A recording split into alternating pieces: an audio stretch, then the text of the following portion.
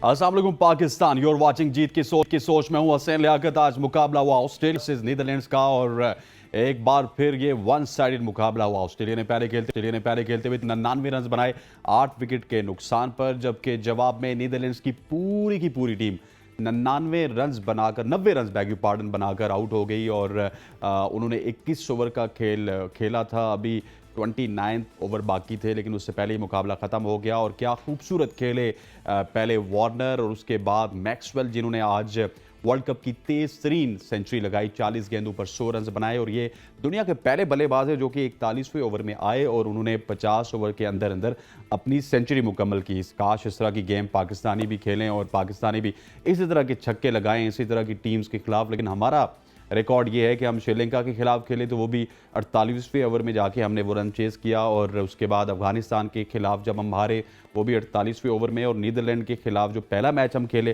थोड़ा सा कन्विंसिंगली हम जरूर जीते, लेकिन बल्ले के साथ इतने रन हम लगाने में कामयाब नहीं हुए।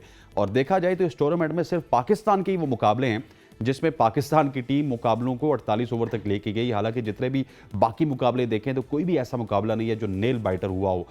15वें ओवर तक या 16वें ओवर तक आपको पता चल जाता है कि कौन सी टीम मैच में जीत रही है या नहीं जीत रही। इस तमाम तर मैच के ऊपर डिस्कशन करने के लिए आज हमारे साथ स्टूडियो मौजूद है सीनियर स्पोर्ट्स जर्नलिस्ट शाकिर भाई साहब। Sir, thank you very much for joining अस। और उनके साथ हैं लेजेंडरी क्रिकेटर, 37 सेंचुरीज हैं इनकी फर्स्ट क्लास क्रिकेट में और दुनिया क्रिकेट के कम उम्र तरीन बल्लेबाज जनाब हसन रजा साहब। सर, कैसे हैं आप? खैरियत से? मैं ठीक ठाक हूँ। आपसे स्टार्ट कर लेते हैं। आज के मैच के ऊपर आप क्या तबसरा करेंगे? ये मैच इतने ज़्यादा वन साइडेड क्यों हो रहे हैं? यार, तबसरा क्या कर सकते हैं आज के मैच पे? दुनिया ने देखा जिस तरह से मॉडर्न क्रिकेट खेल रहे हैं और हम ये डिस्कस कर रहे हैं कि 24 मैच ऑलमोस्ट हो चुके हैं वर्ल्ड कप के। 45 मैचेस हैं, 9 मैचेस ईस्ट टीम खेल रही है 2023 वर्ल्ड कप में। 50 ओवर का गेम है, मगर एक चैंपियन टीम ने साबित किया है कि 2 मैचेस हारने के बाद हम किस तरह से क्रिकेट में कमबैक कर सकते हैं। और यही क्वालिटी थी इनके बैटर्स की, जिस तरह से टॉस जीत के जो है पैट कमिंस ने पहले बैटिंग का फैसला किया। और हमेशा एक टारगेट होता है कि कभी भी कोई ऐसी अनएक्सपीरियंस टीम हो उसके खिलाफ अगर 50 ओवर में पहले बैटिंग आप टॉस जीत करें और बैटिंग पैटर्न ऐसी पिच हो और दिल्ली जैसा ग्राउंड हो जहां पर आउटफील्ड बड़ी लश थी, तो वो उसका एडवांटेज जो है पैट कमिंस ने उठाया। और एडवांटेज उन्होंने टॉस जीत के उठाया, मगर बैटर्स ने जिस तरह से बैटिंग करी है आउटस्टैंडिंग। और 400 रन, हम यही बात कर रहे थे कि अब मॉडर्न क्रिकेट क्या होती है। मॉडर्न क्रिकेट में यही होता है कि टॉप ऑर्डर अगर फेल हो गया आपका तो मिडिल ऑर्डर में बैट्समैन ऐसे हों जो आउट क्लास बॉलर्स को कर दें। और फेवर जितनी भी क्रिकेट में हम देख रहे हैं T10, T20 के बाद और T10 के बाद फेवर्स जो है वो ज़्यादातर बैटर्स को जारी होती है। और ख़ासतौर पर ऐसे बैटर्स, मैक्सवेल जैसे बैटर्स, स्मिथ जैसे बैटर्स जो कि मैच का नक्शा ही बदल सकते हैं। तो अमेजिंग क्रिकेट। और जो कहते हैं ना, स्ट्रोक शॉट मारने के लिए आपको 4 आर्म्स अपने स्ट्रॉन्ग करने पड़ते हैं।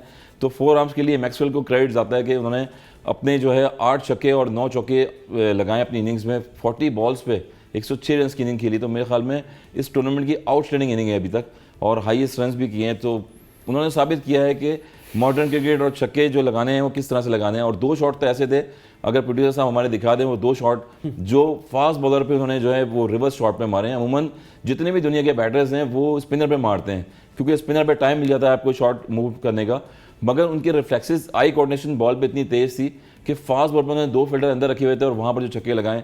यानी कि एक तो AB डिविलियर्स को मैंने ऐसे शॉट खेलते हुए देखा था और दूसरे प्लेयर मैक्सवेल हैं जिन्होंने ये शॉट खेला। तो मेरे ख्याल में आउटस्टैंडिंग क्रिकेट और वाकई इन्होंने जो है एक आउटस्टैंडिंग क्रिकेट, जैसे गिलक्रिस्ट हो गए, स्टीव वॉ, मार्क वॉ, और उनकी यादें ताज़ा कर दी हैं ऑस्ट्रेलियंस की कि हम इस तरह से क्रिकेट खेलना जानते हैं और मजीद आगे जिस वर्ल्ड कप में मजीद टफ टाइम देंगे टीमों को। सर, ऑस्ट्रेलिया ने तो बड़ी बैंक के साथ कमबैक कर लिए। अब जिस तरह ऑस्ट्रेलिया खेल रही है ये खतरात हो सकते हैं दूसरी टीम्स के लिए। पाकिस्तान के लिए तो खतरा है नहीं क्योंकि हमें 4 मैचेस टॉट में जीतने हैं जो कि मुमकिनात में अभी तक शामिल नहीं है। कुछ भी मौजे तो हो सकते हैं पाकिस्तान टीम के साथ, मौजे ही होते हैं। हम 92 का वर्ल्ड कप देख लें या फिर 2023 का वर्ल्ड कप देख लें, अभी तक कौम को मौजू का इंतजार है। लेकिन the way Australia came back बड़े खतरे की घंटी है। देखें, आपके मैंने शो में ही कहा था कि ऑस्ट्रेलिया से नाउमीद ना हो, एक प्रोफेशनल टीम है। और जब ये इन 2 हारों के बाद जब अपने आप को रिकलेक्ट करेगी, रीअरेंज करेगी अपने चीज़ें, तो वो फिर छा जाएगी। और उनकी खुशकिस्मती के 2 कमज़ोर टीम है, पहले पाकिस्तान और फिर नीदरलैंड उन्हें मिल गई, उनको हाथ खोलने का मौका मिला। कोई दोस्त नाराज़ न हो, कमज़ोर टीम है मैंने कहा है, लेकिन यह है कि जिस तरह से हमने हाथ खोले उनकी ओपनिंग के, मार्श के और वार्नर के, तो एक चांस हमने उस दिन दिया।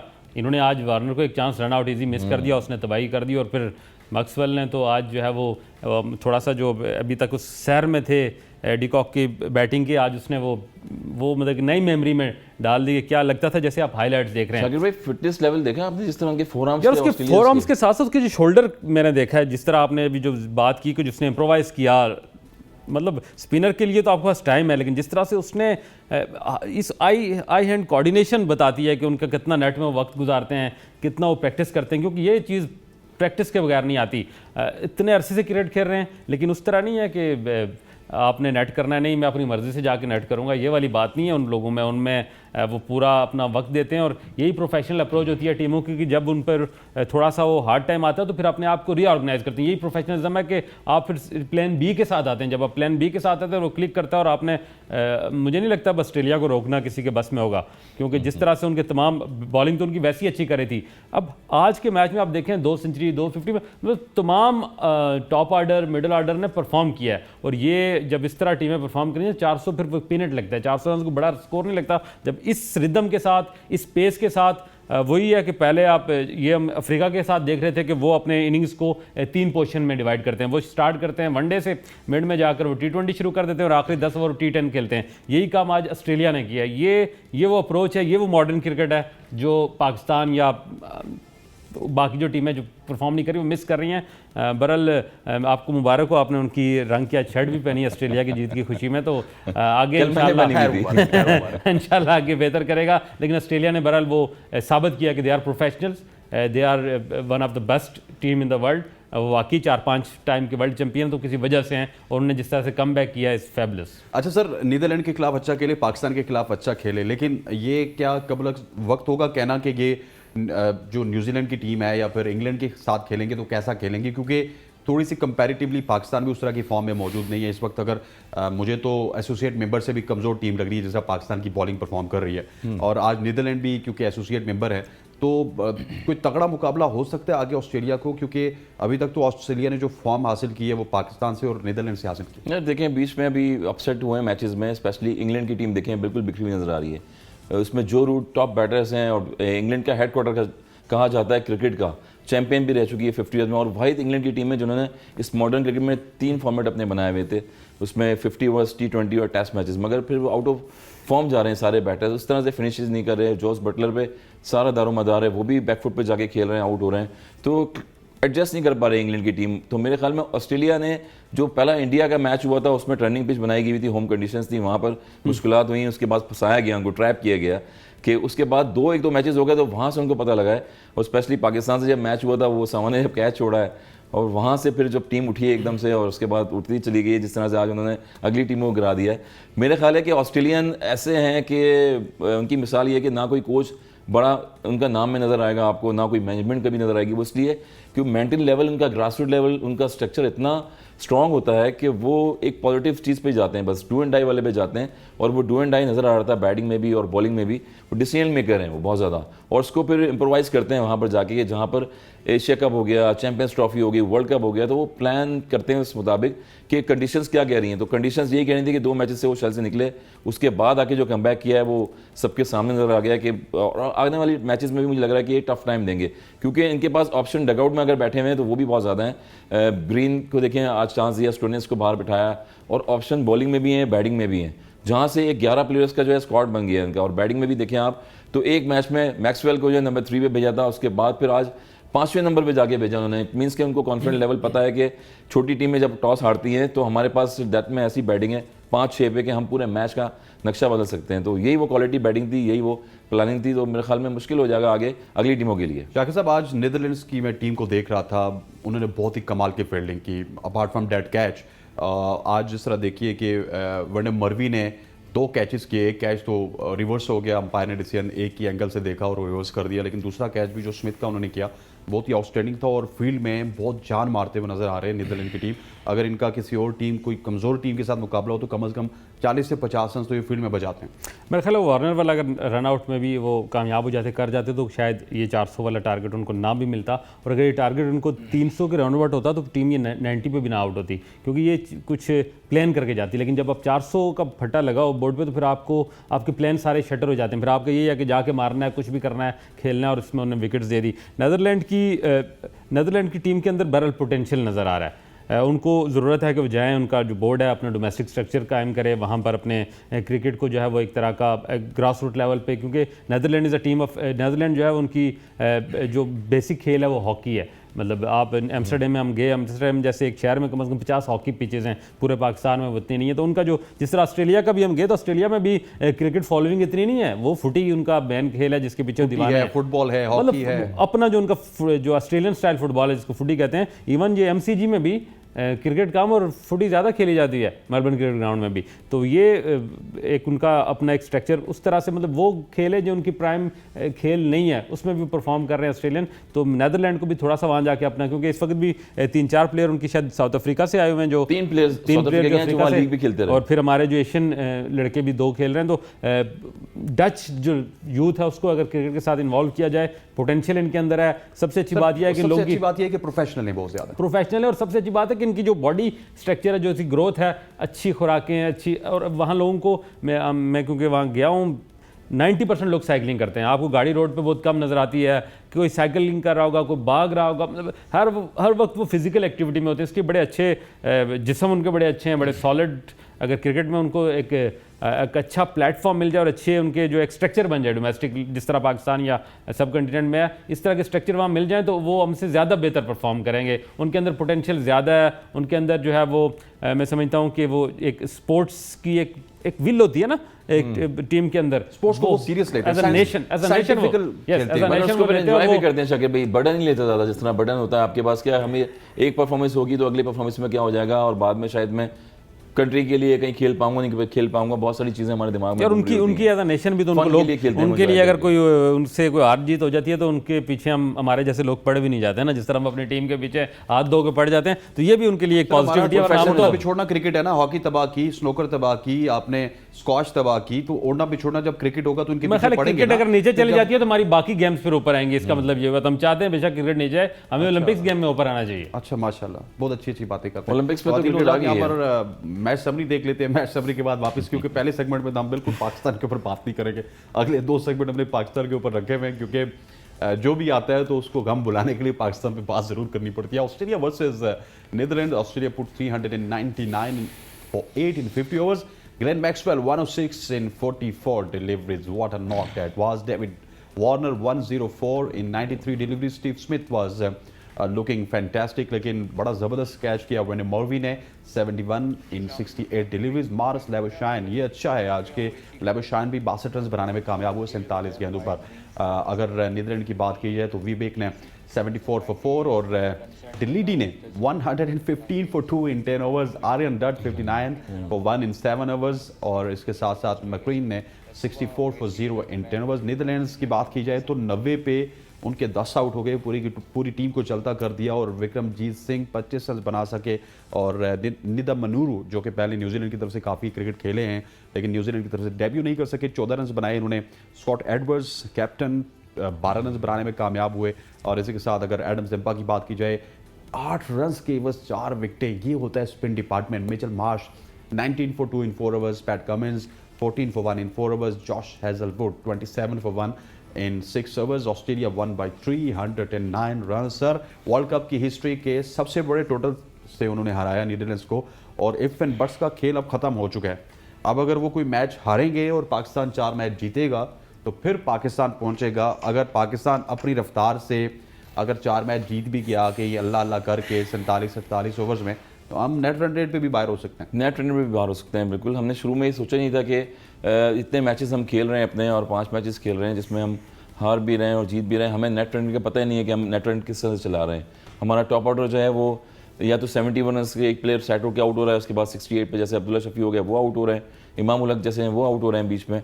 तो यही चीज़ होती है कि हम एशिया कप में भी देख रहे थे कि बारिशें हो रही हैं वहाँ पर, अगर मगर से टीम जीत जाएगी शायद, मगर यहाँ पर कोई पॉलिसी, कोई मैनेजमेंट ने कोई चीज़ें बताई नहीं है कि पावर प्ले भी कोई चीज़ होती है, किस तरह से खेलना है। वो चीज़ें दूसरे जो खेल रहे हैं, अफगानिस्तान की टीम खेल रही है पावर प्ले में, इब्राहिम ने कितनी ज़बरदस्त बैटिंग करी बीच में, उसके बाद हशमतुल्ला हो गए, ये बैटर्स बहुत आउटस्टैंडिंग है। ओवरऑल देखें तो 4 मैचेस अब इन द रॉ जीतना इंपॉर्टेंट इसलिए होगा क्योंकि आप वर्ल्ड कप में एक्सपेक्टेशन लोगों की तो बहुत ज़्यादा थी। बॉलिंग भी आप देख लें बिखरी हुई है, बैटिंग भी बिखरी हुई है।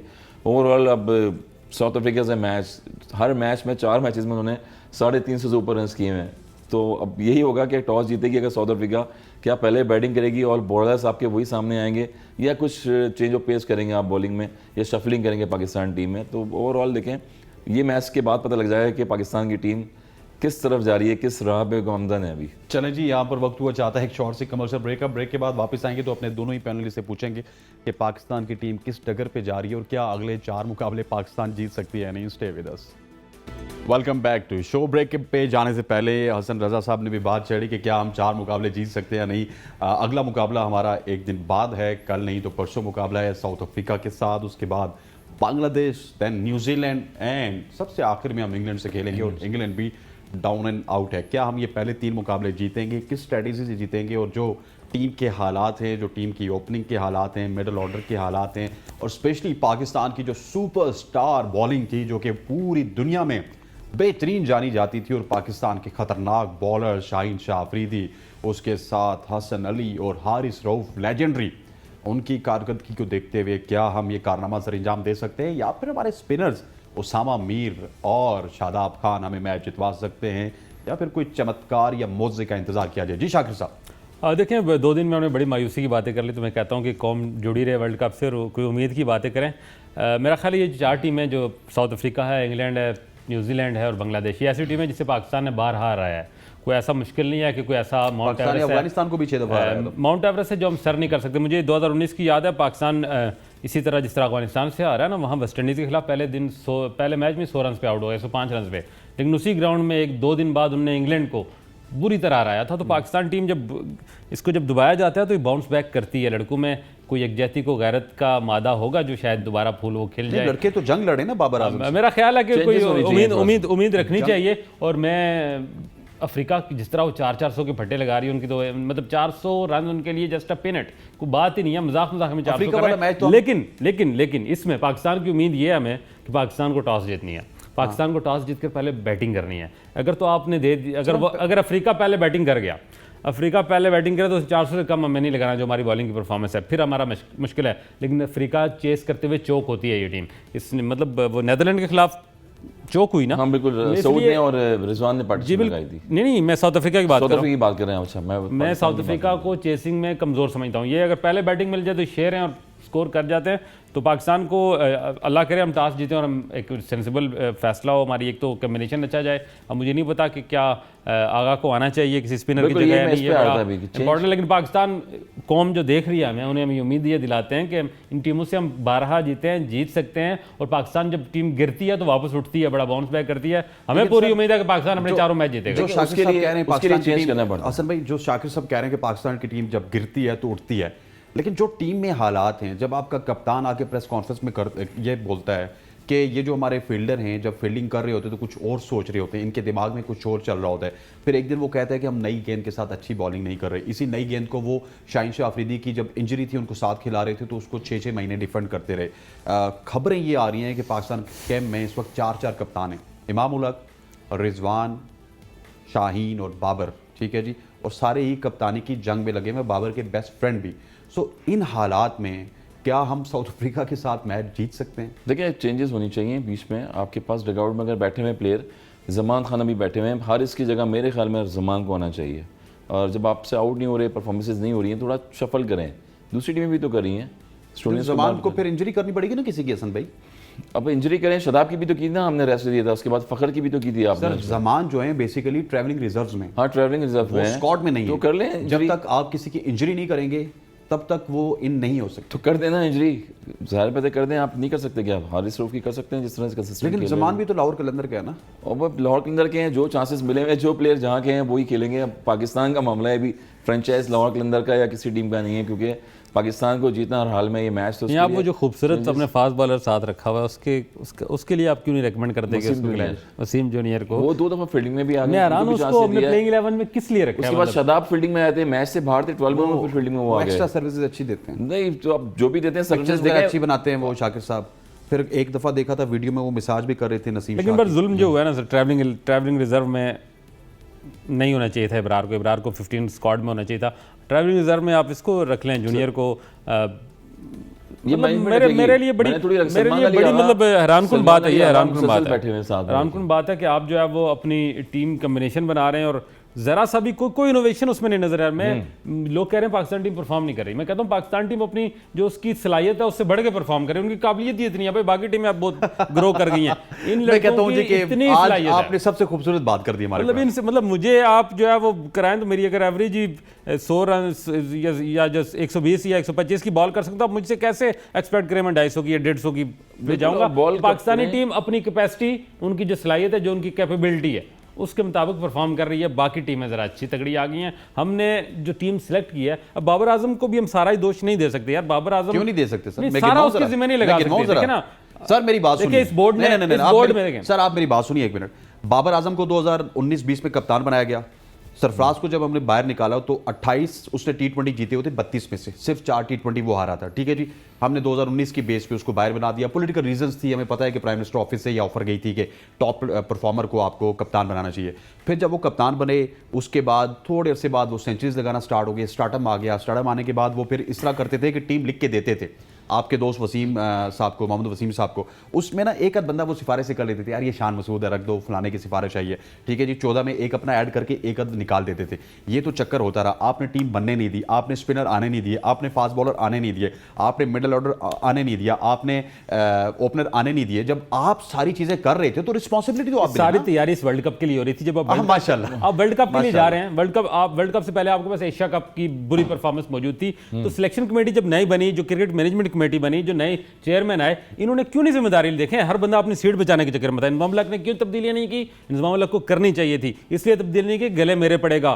जब ज़का अशरफ आए, ज़का अशरफ मेरी उनसे बात हुई, मिकी आर्थर के खिलाफ थे, वो उसको हटाना चाहते थे, लेकिन जो उनके मशीर थे उन्होंने कहा अभी ना करें, ये पिछला सारा गंद आपके गले। हर बंदा eight the cost of Pakistan अपनी सीट बचा रहा है। देखिए, पाकिस्तान क्रिकेट की आपने भाई आप अगर फैसले नहीं कर सकते, कुर्सी है तुम्हारी, वो क्या शेर है कि जनाजा तो नहीं है, कुछ कर नहीं सकते, तो फिर उठ जाते। इसलिए मैं समझता हूं कि ये जिम्मेदारी सिर्फ इनकी नहीं है। बाबर आजम ठीक है, आप जिम्मेदार, लेकिन ये अगर बाबर आजम गलत कर रहा है तो ठीक उसको किसने करना था? मैनेजमेंट का काम है ठीक करना, ठीक करने की आपकी पीआर कंपनीज पीछे पड़ जाती है, गालियां देती हैं, आपकी पीआर कंपनीज पीछे पड़ जाती थी। बाबर आजम को जरा सा आपने तजुर्बा किया था ना, पीआर कंपनीज ने बोर्ड भी पीआर कंपनीज को चला देना। फिर आप ज़का अशरफ क्यों चेयरमैन बने, इंजमाम उल हक क्यों चीफ सेलेक्टर बने? अगर आप एक बंदा ऊपर नीचे आप नहीं कर सकते सिलेक्शन का, इसलिए आप 25-25 लाख रुपए आप जब ले रहे हैं तनख्वाहें। मैं नहीं समझा कि सिर्फ बाबर आजम जिम्मेदार है। पाकिस्तान की कॉस्ट पे, at the cost of Pakistan cricket, Babar Azam अपनी जगह ठीक है, लेकिन इंजमाम उल हक ने अपनी सीट बचाई, ज़का अशरफ ने अपनी सीट बचाई।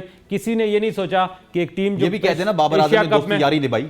यार मैं अगर दोस्ती यारी निभा, आप प्रोग्राम यहाँ कर रहे हैं, आप रोज अपने दोस्तों को बुला लेते हैं और आपका शो नहीं चल रहा, तो मैनेजमेंट आके आपको यहाँ बैठने देगी? मैनेजमेंट किस लिए बैठी हुई है? मैनेजमेंट का काम है ना कि आप अगर सही नहीं कर रहे तो ठीक करें। लेकिन उनके ऊपर check and balance, cricket board और सिलेक्शन कमेटी का चेक एंड बैलेंस है, आपने मैनेजमेंट को अंधा किया हुआ था। आप नीदरलैंड के खिलाफ खेलते थे, जिम्बाब्वे के खिलाफ, न्यूजीलैंड की बी टीम के खिलाफ। ठीक है जी, आप नंबर 1 आ गए, आपके बैटर नंबर 1 आ गए, आपकी टीम नंबर 1 आ गई। आपने तो एक स्कैम के जरिए अपने आप को नंबर 1 किया हुआ था। फिर आपकी पीआर कंपनीज थी, फिर आपके पीछे आपके फैन क्लब थे जो कि आपके खिलाफ बात नहीं होने देते थे। सर डरते हैं ना, आपको पता है ज़का अशरफ कितने स्ट्रांग हैं, वो मीडिया वालों से डरते हैं, वो पीआर कंपनी से डरते हैं। सर हर बंदा डरता है। जिम्मेदार है ना, जो पावरफुल नहीं है, जो कुर्सी ले लेते हैं लेकिन इख्तियार उनके पास नहीं है, तो ये जिम्मेदार नहीं है, इनको आप जिम्मेदार नहीं कहेंगे। सबसे ज्यादा जिम्मेदारी पिछले 4 साल से बाबर आजम पे आती है। आप 70% बाबर आजम पे डालें, 30% तो इन पे भी डालें ना। चले 70% जो बाबर आजम को रोक तो सकते थे ना। एंड ऑफ द डे नुकसान तो पाकिस्तान क्रिकेट का हो रहा है। देखें, अगर चीफ सेलेक्टर इस टीम को चेंज करना चाहता है तो बाबर आजम में क्या ताकत है कि वो ना रोकने दे, ना चेंज करने दे? डिसीजन कैप्टन लेता है और जो डिसीजन तो कैप्टन वो लेगा ना जो आपने उसको दे दी। लेकिन आप उसको, शाकिर साहब बातें बड़ी अच्छी कर रहे हैं, लेकिन इनको ये नहीं पता कि 2 महीने बाबर आजम एंड कंपनी ने कॉन्ट्रैक्ट साइन नहीं किए कि 30 से 45 करो, 25 से 35 करो, इतने लाख करोगे तो कॉन्ट्रैक्ट साइन करेंगे, 2 लीग्स दो, फिर पता नहीं एडवर्टाइजमेंट में पैसे की इजाजत भी ली थी। पिक्चर्स के पहले बातें क्यों नहीं हुई? ये इस मैनेजमेंट इसलिए हुई कि मैनेजमेंट नालायक लगी है, मैनेजमेंट के पास ताकत नहीं थी, प्लेयर की पावर के आगे ब्लैकमेल हुई है मैनेजमेंट अपनी कुर्सी बचाने के लिए। आपके प्लेयर को जब आपका साबिक चेयरमैन, आपका साबिक क्रिकेटर रमीज राजा कहेगा कि मीडिया वालों से मुंह ना लगाना, तुम बहुत बड़े स्टार हो, आपके शोएब जट साहब की एक्रेडिटेशन बाबर आजम की वजह से कैंसिल होगी, वो कराची में जाके बैठ नहीं सकते, आपके साथियों को बाबर आजम से इंटरेक्शन नहीं करने दिया जाएगा, बाबर आजम को हिमसेल्फ एक किंग बनाया जाएगा, एक चेयरमैन की जानिब से, वो खराब हो गया नहीं हसन भाई? नहीं, बिल्कुल होगा। और आपको जो है डिसीजन लेना पड़ेगा। बाबर आजम से कैप्टन से ऊपर भी कुछ लोग होते हैं जो वो ऊपर जाके डिसीजन लें, और एंड ऑफ द डे नुकसान पूरी टीम का होता है, उस कैप्टनसी का होता है। उसके बाद चेयरमैन, वैसे ही 4 चेयरमैन चेंज हो चुके हैं, चीफ सिलेक्टर भी आप देखें 6 महीने में 4 सर changes म्यूजिकल चेयर लगी हुई है चेयरमैन की, चीफ सिलेक्टर की। जब मैनेजमेंट में ये होगा तो प्रेशर तो कैप्टन पे जाएगा, कैप्टन ही आपने चेंज नहीं किया। वर्ल्ड चैंपियन टीम आपकी देखें, इसलिए तो अफगानिस्तान से हार रही है, इसी तरह दूसरी टीमों से हार रही है, इसलिए हमने एशिया कप से लेके कोई प्लानिंग नहीं की बीच में। इसलिए मैं बाबर और आजम burden को सारा सारा बाबर आजम पे जा रहा है। आप क्योंकि प्रोफेशनल, आपने हमसे ज्यादा तजुर्बा क्रिएट के लिए, कितना एक पावरफुल होता है कैप्टन, पावरफुल होता है, लेकिन अगर बोर्ड चाहे, बिल्कुल बोर्ड चाहे तो कैसे कैसे स्टार उठा के बाहर फेंके उन्होंने। और फेंके हैं पास में, बहुत सारे स्टार्स थे, बहुत सारे कैप्टन थे जो एक एक सीरीज में चेंज हो गए और बाहर हो गए। मैं आपको गारंटी करता हूं कि रमीज राजा का अगर चेयरमैन क्रिकेट बोर्ड होता तो बाबर आजम मनमानियां करता ना, नहीं कर सकता सर करता Strong होना था, चाहिए। सर उसी इतना वक्त नहीं करता था सर, ये करता था, लेकिन ये मनमानियां बाबर नहीं हो आजम को सकती जो अभी खराब कर रहा करने हूं। वाला बंदा रमीज राजा है सर। यार आपको कैप्टन को एम्पावर करना होता है, खराब नहीं होता, लेकिन आप उसको एक एम्पावर करते हैं, लेकिन उसके ऊपर एक चेक एंड बैलेंस भी रखते हैं। ये नहीं है कि आपको एक दे दिया आपने, या फ्री हैंड नहीं दे सकते आप।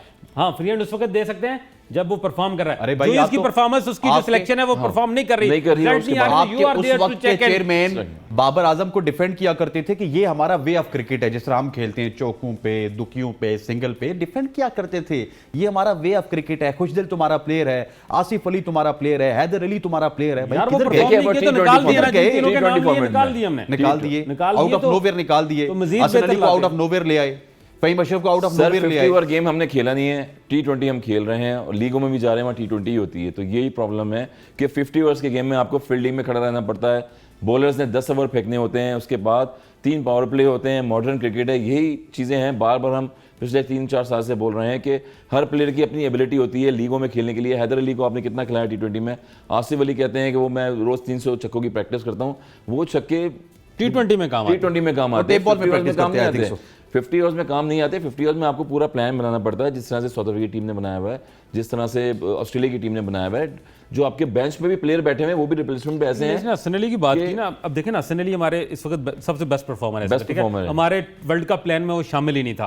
अब्दुल्ला शफीक हमारे नहीं वर्ल्ड कप था, प्लान में नहीं था। शामिल ही साउथ शकील नहीं नहीं था, था, साउथ शकील हमारे south world Shakeel cup plan में शामिल ही उसामा मीर नहीं नहीं था। था। तो ये इसका मतलब है कि मैनेजमेंट के एंड पे कोई तैयारी हुई हुई नहीं नहीं है। ये तो ऑल ऑफ सडन लोग आए और थोड़ी सी इज्जत रख ली इन्होंने, वरना सोचिए अगर वही टीम चल रही होती, जो इंजरीज ने हमें थोड़ा सा मौका दिया कुछ और आ जाए। मेरा ख्याल है कि सिर्फ बाबर आजम जिम्मेदार नहीं है, ठीक है जिम्मेदार है, लेकिन सिर्फ बाबर आजम जिम्मेदार नहीं है, इंजमामुल्ला को उसके बराबर का जिम्मेदार है, ज़का अशरफ उसके बराबर का जिम्मेदार है, जो अपनी कुर्सियां बचाने के लिए पाकिस्तान क्रिकेट की उन्होंने कुर्बानी दी। देखे ना, मैं गलत कर रहा हूं, मुझे रोकने वाला तो कोई नहीं है। मेरी बात सुनिए, इंजी भाई को आए हुए कितने महीने हुए? और इंजी भाई आए हो तो इंजी भाई क्रिकेट तो कितने देख महीने रहे हुए? हैं ना। 1 महीना 1.5 महीना डेढ़ हुआ। महीना आगे हुआ है। फैसला किस लिए आया है? अब आगे 1.5 फैसला करें महीने ना। के बाद उन्होंने- शाकिर साहब एक मेरी बात सुनिए, 1.5 महीने के बाद एक बहुत बड़ा इवेंट हो, मैं लेट्स सपोज आपके चैनल में जा रहा हूं, वहां पे आपकी पॉलिसीज चल रही हैं, तो मैं कहूंगा ना शाकिर साहब ये वाली ट्रांसमिशन, ये वाले मामलात आपके कहने पे कर लेते हैं ना, तो आप वहां पे आपके, क्योंकि एंड पे काफी सारी चीजें सेट होंगी। इसी तरह ये बाबर आजम से डिक्टेशन लेते रहे, क्योंकि इनके पास प्रिपरेशन के लिए टाइम नहीं इंजमामुल्ला था। कहता है अगर मैं चेंजेस नहीं कर सकता तो मैं वर्ल्ड कप से पहले टीम ये पोजीशन भी नहीं लेता ना। डायरेक्टर मिकी हजर को कॉल किए एनजी भाई ने, उसके बाद उन्होंने जो है कोई रिस्पांस नहीं दिया। देखिए वो टीम में ठीक है, हमारे आप साथ बैठे पोजीशन हैं। ले रहे हैं तो आप जिम्मेदारी भी लें यार। क्या इन जिम्मेदारी। इन 1.5 महीने की तंख्वाह इंजमामुल्ला ने नहीं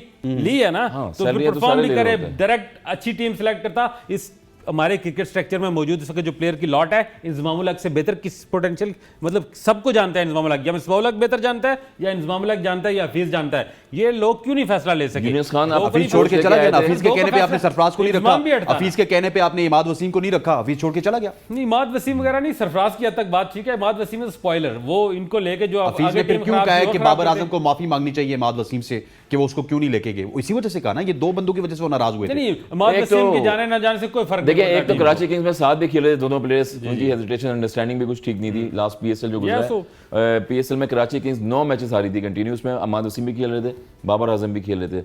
तो वही चीज़ है कि एंड ऑफ द डे लड़ाइयाँ चलती रहती हैं, हर दौर में चलती रही हैं। पहले भी हमने बताया कि पास में ही बड़े बड़े लेजेंड प्लेयर आते थे, उनकी लड़ाइयाँ चली हैं, बाबर मगर आजम रिस्पॉन्सिबल है या नहीं? अब ये बात कीजिए कि कौन वे फॉरवर्ड क्या है यहाँ से बच्चों को क्या करना चाहिए, शाहीन को क्या करना चाहिए, रिजवान को। एक तो बात आपने की ना कि जमान खान को लें, अगर बाबर बहुत ही ज्यादा दिलेर है ना, तो ये जो 4 बंदे हैं ना, 3 बंदे, इमाम, रिजवान और शाहीन, निकाले इनको बाहर, जमान को ले आए, हारिस को ले आए, अबरार को ले आए, देखिए, खेले अगले 4 मैच ना। चेंज तो करना ही पड़ेगा यूनिटी के साथ आपको। खेल- आप चेंज करेंगे, अगली टीमें बड़ी टफ आ रही हैं, अगर रिजवान चेंज को करेंगे कैसे तो निकाल मैच लेंगे में यार? रिजवान ही तो परफॉर्म कर रहा है अभी तक, आपको हारिस रिजवान को ही ले आपको कैरी कर रहा है। हारिस को ले कैसे लाएं? क्योंकि ये सारे खबरें अभी ये आ रही है कि हारिस सारे का आपस में बैटर लगे ले हुए हैं, ना। लेकिन हारिस वनडे का- सर मैं तो कह रहा हूं कि झगड़ा ना हो ना, ये झगड़े वालों को बाहर फेंके 4 मैचेस के लिए, पाकिस्तान के लिए खेल रहे हैं। T20 में भी आपने साउथ अफ्रीका अगेंस्ट को क्या opening आपको करवाई पता थी, नहीं है कि 50 ड्रेसिंग रूम में रन क्या किए थे चला है शाकिर साहब? ये तो ना कहना। ये सारा कुछ पता है, लेकिन वर्ल्ड कप के बाद इस पे बात करेंगे। मैं सोचता है टीम को थोड़ा सा थोड़ा सा हौसला देने की जरूरत है। यही टीम है पाकिस्तान रिप्रेजेंट कर रही है, मेरी किसी से दोस्ती दुश्मनी है तो ठीक है उसको हम carry on कर- शाकिर साहब बाद में आपसे उसको- गपशप का सिलसिला जारी रखते हैं। यहाँ पर वक्त हुआ जाता है एक शॉर्ट सी कमर्शियल ब्रेक का, ब्रेक लेते हैं, वापस आते हैं, डिस्कशन को कंटिन्यू रखते हैं। Stay with us. Welcome back to show. अब बात करेंगे हम बाबर आजम के ऊपर बात कर रहे थे, लेकिन अब शाहिद खान अफरीदी के बयान के ऊपर बात करेंगे, जिन्होंने कहा कि मोज़े जो है वो बहादुरों को सपोर्ट करते हैं, क्योंकि कल बयान आया था सकमैन मुश्ताक का, जिन्होंने कहा था कि मौजू पर यकीन रखना लाजमी है। इससे पहले उन्होंने कहा था कुदरत के निज़ाम से मौजू पर यकीन, और आज शाहिद अफरीदी ने एक और बयान दे दिया कि मोज़े जो है वो बहादुरों की तरह जो लोग खेलते हैं उनके साथ जो है वो साथ देते हैं, क्योंकि इस वक्त जो शाहिद अफरीदी के मुताबिक और पूरे पाकिस्तान के मुताबिक शाहिद ने भी यही कहा कि जो टीम की बॉडी लैंग्वेज है वो बहुत ज़्यादा डाउन है। जब आप फील्डिंग के करीब खड़े हों और आपके दिमाग में कुछ और चीज़ें चल रही हों तो फिर आपके साथ जो है वो मोज़े कुछ नहीं कर सकते। शाकिर साहब, ये मोज़ों के ऊपर कल हमने डिस्कशन की थी, आज एक और बयान आ गया शाहिद खान अफरीदी साहब का कि मोज़े जो है वो बहादुरों का साथ देते हैं। मेरे ख्याल शाहिद अफरीदी साहब के जो बयान का मैं मतलब समझूँ ये है कि जिस तरह कहते हैं ना कि किस्मत बहादुरों का साथ देती है, तो मैं जो बाकी रह गई है क्रिकेट हमारी, जो हमारे मैचेस रह गए, हमें दिलेरी के साथ बिल्कुल अपना जो है सोचिए हम टूर्नामेंट से आउट है, अब हमारे पास खोने के लिए कुछ नहीं है, तो इसलिए अपनी कश्तियाँ जलाकर दिलेरी के साथ, अपने फुल पोटेंशियल के साथ, दिमाग से बिल्कुल वो इंडिया और ऑस्ट्रेलिया वाली और अफगानिस्तान वाली हार निकाल के खेलें, क्योंकि हमारे पास ऑप्शन देखें, हम जिस इवेंट में गए हुए हैं इंडिया गए हुए हैं, फिर हम एक एक्स्ट्रा प्रेशर होता है, और अगर वहाँ की जीत कुछ भी दे दी, एक्स्ट्रा प्रेशर भी ले गया टीम, मेरा ख्याल है ले गई है वहाँ प्रेशर ले गई है टीम। लेकिन अब पोजीशन हमारी ये है कि हमें बिल्कुल शाहिद अफरीदी वाले फार्मूले में जाना पड़ेगा, दिलेरी के साथ, पूरे पोटेंशियल के साथ और अफरीदी सही नीयत के साथ। शाहीन अफरीदी को फोन करके कह देना यार छोड़ दे यार, 4 मैच सही करके खेल ले बाबर के साथ। शायद अफरीदी एक ऐसा क्रिकेटर है, मैं समझता हूँ कि उसकी क्रिकेट की जो अपना पोटेंशियल है उस पर मुझे एतराज़ रहा हमेशा कि शायद वो क्रिकेटर है या नहीं, लेकिन जितना उसने अपनी अरसा क्रिकेट खेली है, उसने इतनी नीट एंड क्लीन और प्रो पाकिस्तान क्रिकेट खेली है, इसका वो क्रेडिट जाता है। और ऐसे मामलात में अगर कहीं टीम के अंदर वो रिफ्ट की वजह से टीम को नुकसान हो रहा है, पाकिस्तान को नुकसान हो रहा है, तो मैं नहीं समझता कि शाहिद अफरीदी इंटरवीन ना कर रहा होगा या कोई ऐसी जगह तो उसने इनपुट ना दी होगी। जितना मैं शाहिद अफरीदी को जानता हूँ, अगर ऐसा कोई वाकई जिस तरह की खबरें आ रही हैं ड्रेसिंग ऐसी हों, तो शाहिद अफरीदी ने ज़रूर इनपुट दी होगी। ठीक है, मैच लेकिन 2009 के वर्ल्ड कप के बाद याद है वो हलफ लेने वालों में मेरे ख्याल अफरीदी भी थे। देखिए एक चीज़ तय हो गया, हलफ तो इनके दौर में भी एक बहुत बड़ा एक, वो भी अगर स्टोरी शेयर करेंगे कितने बड़े लोगों ने आगे ग्रांड पार्क पे हल्फ दिया, और फिर लेकिन बोर्ड उस वक्त ताकतवर था, मैनेज कर गया चीज़ें। यहाँ पर बोर्ड ही, जब आपका उस्ताद या आपका जो है वो घर का सरबराही बेचारा कोई निकम्मा हो तो नीचे पर बच्चे इसी तरह फिर लड़ते झगड़ते हैं। लेकिन इस वक्त ज़रूरत है कि देखें वर्ल्ड कप के बाद अब समझ आ गई, अगर कोई टॉप 4 में नहीं जाते तो बहुत बड़ी शफलिंग होनी है। हमारे पास बेहतरीन ऑप्शन है, देखिए ना हमारी टेस्ट क्रिकेट में हमारा पहले अभी भी choice as a wicket keeper Sarfaraz हैं। ठीक है, सरफराज उनकी टीम अभी जो डोमेस्टिक की टीम है हमारी, कादिम ट्रॉफी सरफराज जीत चुके हैं। कल फॉर्मल एक तरह का रस्मी कार्रवाई है, उनकी टीम जो 700 के प्लस का टारगेट है, उनकी टीम यहाँ लोकल भी जीत चुकी है। वो अभी उस शख्स ने अपने पैड ग्लव्स उतारे नहीं है ना, वो आगे टीवी पे बैठ के जो हमें सिलेक्ट नहीं हुआ तो मैं बल्कि आज उन्होंने अपने ग्लव्स उतार के एक नए लड़के को मौका। सरफराज का तो कोई कंपैरिजन ही नहीं है ना, सरफराज की शख्सियत, सरफराज के देखें हमेशा ये मैं बात करता हूँ, जब सरफराज से आपने कैप्टनसी ली बाबर को दी, तो बाबर को आपने उसकी जो उस वक्त की परफॉर्मेंस थी, अब साबिक वज़ीर आज़म में आजकल जेल में, उनका क्या नाम लें, ये पाकिस्तान की एक दिन की बात नहीं है, ये हादसा एकदम नहीं होता, काफ़ी इसकी परवरिश की है पिछले 5 सालों में 6 सालों में। उन्होंने उस वक्त सरफराज की जगह बाबर को कैप्टन बनवाया, उसको डिपार्टमेंट बंद किए, रीजन स्टार्ट किए। देखिए कैप्टन के लिए ये बेहतर बता सकते हैं कि आप अच्छे क्रिकेटर होना जरूरी नहीं है, मेरे ख्याल में आपके पास HR का तजुर्बा होना चाहिए, आपके पास लड़कों को मैनेज करने का होना चाहिए, आप प्रेजेंटेबल हो, आप बाहर मीडिया को फेस कर सकें, बाकी लोग ये सारे बॉक्स टिक हो तो आपको कैप्टन किया हो कैप्टनसी का। यस, तो मैं कहता हूँ वो हमारा पाकिस्तान का कैप्टन होता था और उसकी अपनी फ्रेंचाइज उसको जो है वो ऐसा प्लेयर अहमद वसीम के अंडर खिलाती थी, तो ये बहुत सारे अब नुकसान हो चुके हैं। हमने वर्ल्ड कप के पास आना है, हमारे पास हमारे पास टाइम है कि मेरे ख्याल अगले 1 साल पूरा टेस्ट की बात करें, पूरा 1 साल आपने वे फॉरवर्ड की बात की थी ना, वे फॉरवर्ड की टेस्ट में किसको भेजना चाह रहे हैं आप? टेस्ट को तो मैं यकीनन टेस्ट में अब सरफराज कैप्टन होंगे ऑस्ट्रेलिया के खिलाफ, और वो नहीं, ये ज्यादती है 4 साल से ये टीम बाबर आजम ने बनाई है। ऑस्ट्रेलिया वाला मुश्किल टूर है, जरा ऑस्ट्रेलिया में हमें जिता के दिखाएं फिर। नहीं, बाबर आजम इस वर्ल्ड कप में एंड हो गया। नहीं, बाबर आजम की असाइनमेंट ऑस्ट्रेलिया वाली आपको बाबर आजम को देनी पड़ेगी। मुश्किल सीरीज से पहले आप सरफराज को कैप्टन बना के भेजेंगे, लेकिन उसको ये एक्सपेक्टेशन के साथ नहीं भेजेंगे उसे जीत नहीं आना है। अब रीबिल्ड, देखिए वर्ल्ड कप एक बेंचमार्क होता है टीमों का, बोर्ड्स का, वो फिर उसके बाद एक टीम को, और सरफराज के बाद वो वाली ज्यादती भी नहीं होनी चाहिए कि हर सीरीज के बाद जीत सरफराज हमारा एक लॉन्ग टर्म फैसले करने पड़ेंगे। सरफराज जाएंगे वहां, वनडे की कैप्टनसी और T20 कैप्टनसी आपको एक ही रखना चाहिए, 3 कैप्टन की तरफ नहीं जाना चाहिए। वाइट बॉल में 1 कैप्टन, रेड बॉल में एक कैप्टन, और आपको ये तय करना है इस वक्त जो हमारे पास लॉट है शाहीन को छोड़ के बॉलिंग की, हारिस, शादाब जो भी हैं इनको कर दें यार। आप T20 के हमारे प्लेयर हैं, आपके पास ना लॉन्ग फॉर्मेट में कोई जगह नहीं है। अब वनडे में उनको तरजीह दें जो लड़के 50 ओवर वही खेलेंगे जिन्होंने डोमेस्टिक शाहीन को अगर आप T20 में भेज देंगे, टेस्ट की बॉलिंग किससे करवाएंगे? नहीं, शाहीन के अलावा मैंने कहा शाहीन को आपको बहरहाल, अभी शाहीन आपका सबसे बेस्ट बॉलर है, उस पर आप कॉम्प्रोमाइज़ नहीं कर सकते। अल्लाह करे कि हमें नसीम शाह के हवाले से भी ये इतलात हैं कि वो शायद उनका PSL भी निकल जाए, तो दूर दूर नहीं है। हमारे पास जो अच्छी अपॉर्चुनिटी है कि अगला पूरा साल हमारे पास वनडे का कोई इवेंट नहीं है, कोई शेड्यूल नहीं है, एक साल वनडे पाकिस्तान नहीं खेल रहा, आगे वर्ल्ड कप T20 आ रहा है फिर उसके इसलिए वनडे नहीं खेल रहा। तो वनडे के लिए हमें एक ऐसी टीम बनानी है, अब ऐसी टीम जिसका ये आप पक्की खबर दे रहे हैं, फिर मैं हसन भाई की तरफ चलूं कि सरफराज टेस्ट कैप्टन आ रहे हैं इस वर्ल्ड कप के बाद आ रहे हैं, पक्की खबर है? पक्की खबर है। चलें जी। और मेरिट पे खबर है, ये कुफर खबर भी टूटा, है, ख्वाहिश खुदा भी है खुदा और मेरिट भी है। कुफर टूटा खुदा खुदा करके एक्सक्लूसिव खबर आपको दे रहे हैं इस वक्त ABN न्यूज़ पे, और ये आप डिफरेंट जगहों पे सुनते रहते हैं शाकिर भाई साहब को। खबर इन्होंने यहाँ पे ब्रेक किया है कि Sarfaraz Ahmed will be the new captain of Pakistan test team. और क्यों ना हूँ, अभी डोमेस्टिक में शानदार परफॉर्म कर रहे हैं, पिछले 3 साल से डोमेस्टिक क्रिकेट में परफॉर्म कर रहे हैं। पाकिस्तान टीम में 12th मैन होने के नाते उन्होंने अच्छी परफॉर्मेंस दी, लड़कों को पानी शानी पिलाया, और फिर जब मौका मिला तो रिजवान की छुट्टी करवाई। ही इज़ अ परफॉर्मर, 36 साल उनकी उम्र, अगले 4 साल वो टेस्ट तो बिल्कुल जरूर खेल सकते हैं। जी बिल्कुल पॉइंट है, जिस तरह से परफॉर्मेंस दे रहे हैं। और जब इंटरनेशनल प्लेयर जब होता है ना, 6 साल अपने करियर गुजारे हुए, पीक का टाइम होता है, उसको इस तरह से रुस्वा किया जाए तो उसके ये दिल की बीती उसको पता होती है क्या होती है। क्योंकि डोमेस्टिक में हमारे फॉर्मेट में जब आप जाते हैं इंटरनेशनल लेवल पे, तो कुछ लोग छोड़ जाते हैं, कुछ लोग गिव अप कर जाते हैं, दिल बर्दाश्ता हो जाते हैं। उसमें अब्दुल रज़ाक, अजहर महमूद, बहुत सारे ऐसे नाम है जो हमारे दौर में खेलते रहते थे। कोई दिल बर्दाश्ता हो घर बैठ जाते हैं, कोई टीवी पे बैठ के गालियां देना शुरू कर दी जो आजकल कर रहे हैं, लेकिन सरफराज ने कोई काम नहीं किया और डोमेस्टिक में गया, उसने परफॉर्म किया। उनको जो है बहुत बड़ा क्रेडिट जाता है कि स्टिल जो है फिर वो साउथ अफ्रीका के अगेंस्ट आए कराची में टेस्ट मैच में, उन्होंने सेंचुरी करी और स्टिल फिर वो कैप्टनसी कर रहे हैं। और जो यंगस्टर प्लेयर आ रहे हैं, सैम अयूब जैसे प्लेयर्स आ रहे हैं, उनको मोटिवेशन दे रहे हैं। पहली इनिंग में डबल सेंचुरी की, दूसरी में फिर सेंचुरी कर दी है। यही वो चीज़ होती है, और जितनी चीज़ें हम गलत करते रहते हैं वो अब मंजर यहाँ पे आ ही जाती हैं। और यही चीज़ें हो रही हैं कि गलतियाँ आपने की हैं खुद ही क्रिकेट बोर्ड में भी, कि किसको कैप्टन बनाना है किसको नहीं बनाना। मगर क्रिकेट मॉडर्न क्रिकेट हो गई है, हर चीज़ जो है वो नज़र आ जाती है। और एशिया कप में हमें नज़र आ गई टीम की परफॉर्मेंस किस तरह से हो रही थी, क्या फ्लॉज थे, कहाँ बॉलर की कमी थी, कीपर की कमी थी, बैटर्स की कमी थी। ओवरऑल देखें तो नो डाउट अब वापस जब वर्ल्ड कप से आएंगे तो पहले तो इंपॉर्टेंट ये लास्ट मैच है पाकिस्तान के पास, डू एंड डाई वाला, फ्राइडे के बाद मजीद और डिस्कस करेंगे कि कौन सी चेंजेस होंगी। थोड़ी सी मैं भी ज़रा की खबरें बता दूंगा आपको आगे फ्यूचर में, जिस तरह से प्लेयर खेल रहे हैं डोमेस्टिक में भी आने वाले कौन होंगे, और जो मैच वर्ल्ड कप में खेल के आए वो कितनी दूर जाएंगे अपने प्लेटफॉर्म से बाहर और डोमेस्टिक खेलेंगे फिर आगे। और डोमेस्टिक बहुत जरूरी है। सैम अयूब का जो पोटेंशियल है, क्योंकि आप उसको बड़ा कीनली देख रहे हैं, क्या हमें उस इस तरह के पोटेंशियल वाले लड़के को जो एक ही मैच में डबल सेंचुरी कर रहा है, उसको हम T20 की नजर कर दें?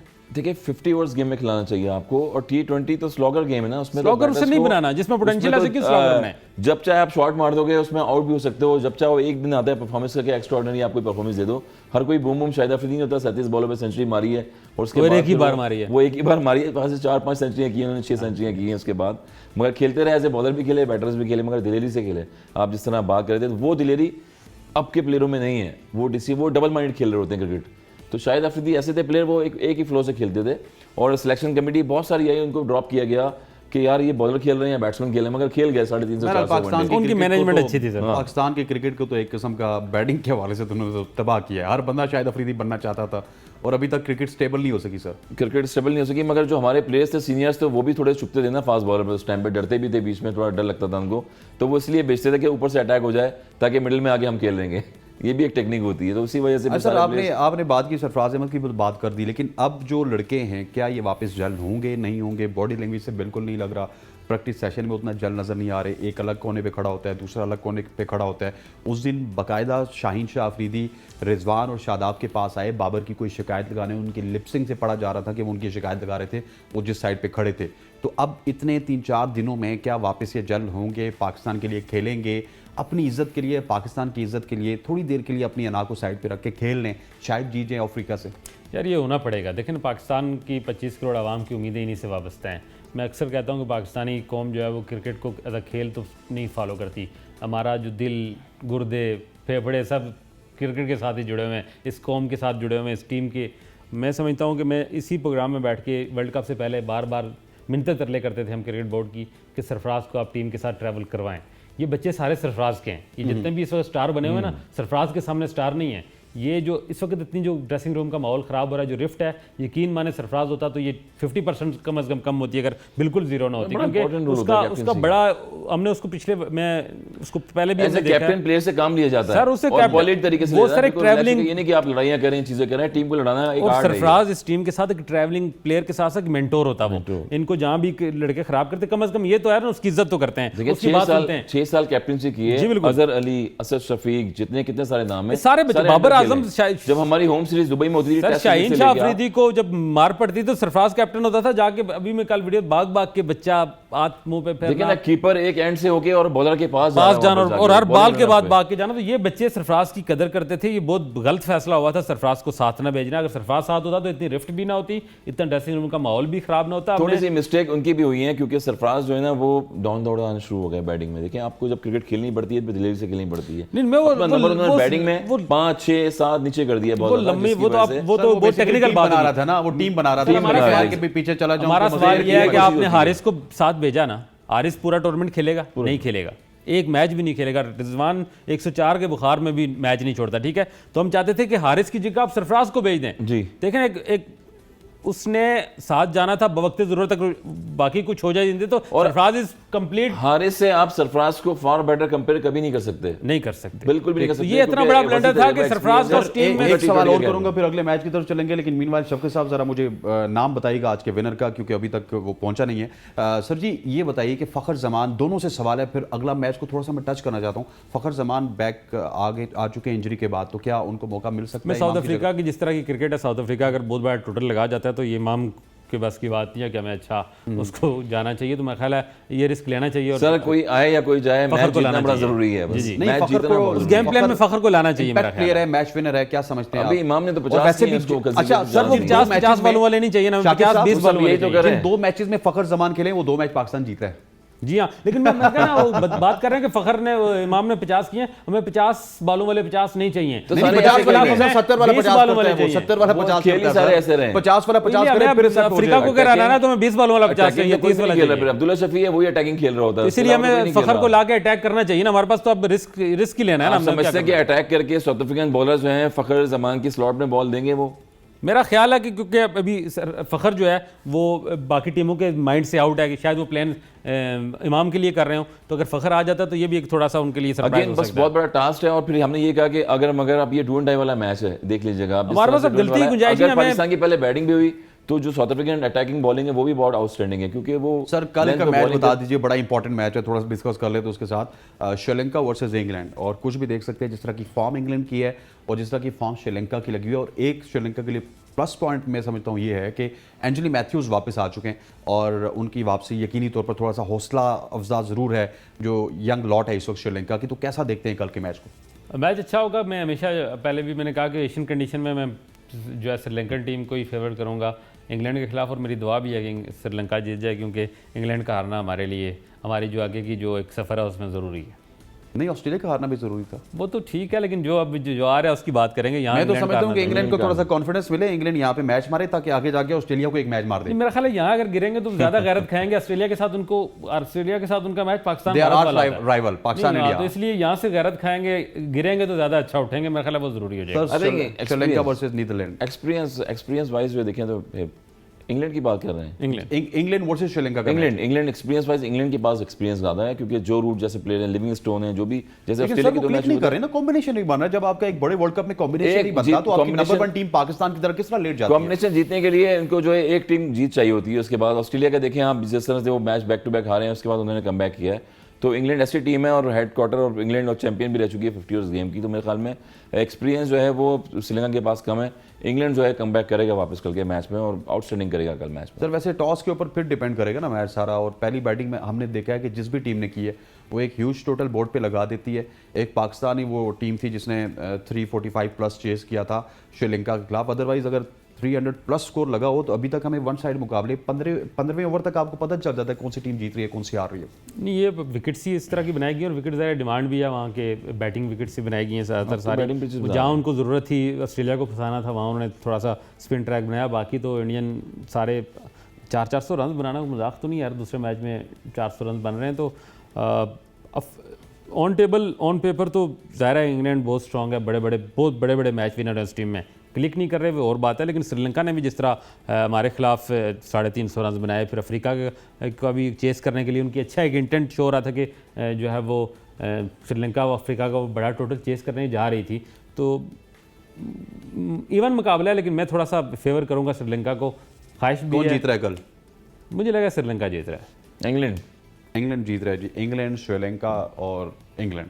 सर, 2-1 आज आपके साथ जा रहे हैं सर। 2-1 2-1 का मुकाबला अब देखते हैं देखिए, क्या होता है जी। हाँ, बड़ी टीम जो आती है जब भी आपको पता कमबैक करके आती है तो एक डिफरेंट रूप में आती है। इसमें तो thank ये ऑन पेपर बड़ी अच्छी टीम है sir, England thank you very much for joining us Hasan भाई। Thank you very much Shakir भाई, आपने भी आज हमारे साथ दिया। और आपसे हमेशा से एक हीटेड डिबेट हो जाती है और मज़ा आता है उसमें बेसिकली जब आप डिफरेंट पॉइंट ऑफ व्यू देते हैं। आपका बहुत बहुत शुक्रिया। फोरकास्ट की जानिब से कल हमने सवाल किया था कौन होगा मैन ऑफ द मैच, और आज की जो विनर हैं उज़मा आसिफ है। उज़मा, आपको बहुत बहुत मुबारक हो। ABN न्यूज़, डेली साफ और फोरकास्ट की जानिब से आपको आपका गिफ्ट हैम्पर आपके घर तक पहुंचा दिया जाएगा। कल के मैच का कौन होगा मैन ऑफ द मैच, ये भी आप हमें बताइए और जीत सकते हैं आप भी फोरकास्ट की जानिब से एक खूबसूरत गिफ्ट हैम्पर। मुझे और मेरी प्रोडक्शन टीम को इजाज़त दीजिए। अल्लाह हाफ़िज़।